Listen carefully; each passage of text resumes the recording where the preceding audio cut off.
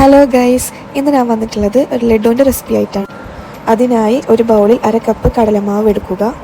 അതിലേക്ക് 1/2 ടീസ്പൂൺ മഞ്ഞൾപ്പൊടി, ആവശ്യത്തിന് ഉപ്പ്, കുറച്ച് വെള്ളം ചേർത്ത് നന്നായി മിക്സ് ചെയ്യുക. ഈ മഞ്ഞൾപ്പൊടി ചേർക്കുന്നത് ലഡുവിൻ്റെ ഒരു കളർ കിട്ടാൻ വേണ്ടിയിട്ടാണ്. നിങ്ങൾക്ക് വേണമെങ്കിൽ മഞ്ഞ കളർ യൂസ് ചെയ്യാം. എന്നിട്ട് നന്നായി മിക്സ് ചെയ്യുക. കുറേശ്ശെ വെള്ളം ഒഴിച്ച് നന്നായി മിക്സ് ചെയ്യുക.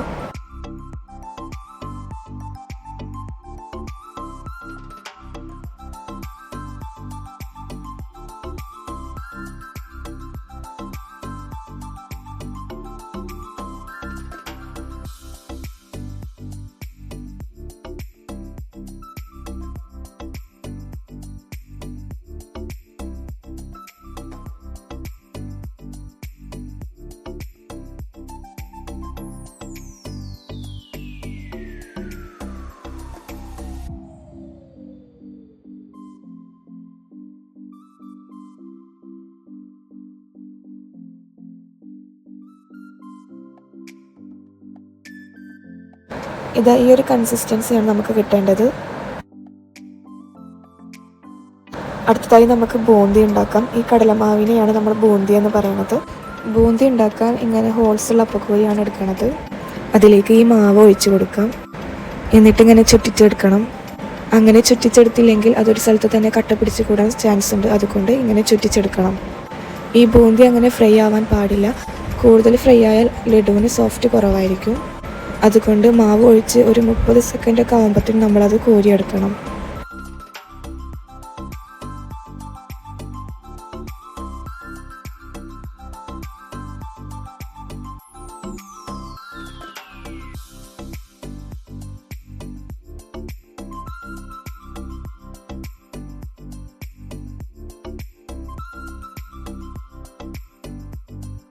അങ്ങനെ നമ്മുടെ ബൂന്തിയെല്ലാം തയ്യാറായി കിട്ടിയിട്ടുണ്ട്.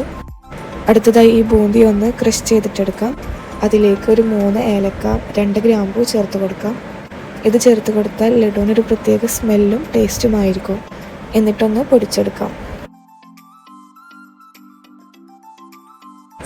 അടുത്തതായി സിറപ്പ് തയ്യാറാക്കാം. അതിനായി ഒരു പാത്രത്തിൽ 1/2 കപ്പ് പഞ്ചസാര, അതിലേക്ക് കുറച്ച് വെള്ളം ഒഴിച്ച് ആ പഞ്ചസാര ഒന്ന് അലിഞ്ഞ് വരുന്നത് വരെ നന്നായി ഇളക്കി കൊടുക്കാം. ഇതൊന്ന് തിളച്ച് വരുമ്പോൾ അതിലേക്ക് 1 ടേബിൾ സ്പൂൺ നെയ്യ് ഒഴിച്ച് കൊടുക്കാം.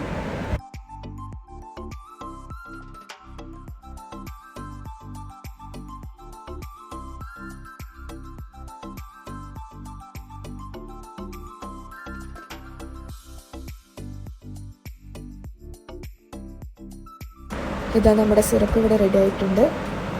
പൊടിച്ചു വെച്ച ബൂന്തിയിലേക്ക് നമുക്ക് ഈ സിറപ്പ് ഒഴിച്ചു കൊടുക്കാം.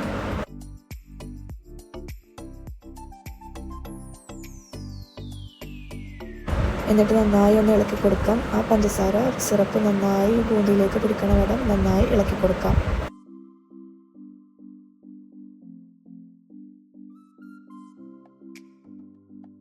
ഇതൊന്ന് 2-3 മണിക്കൂറായാലും റെസ്റ്റ് ചെയ്യാൻ വേണ്ടി വെക്കണം. എന്നാലാണ് ഈ സിറപ്പ് ബൂന്തിയിൽ നന്നായി പിടിക്കുകയുള്ളൂ.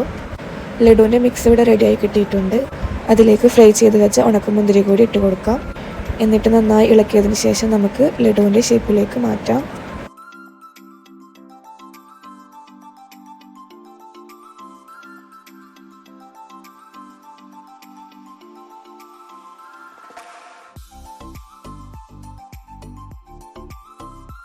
നമ്മുടെ ലഡു ഇവിടെ തയ്യാറായി കിട്ടിയിട്ടുണ്ട്.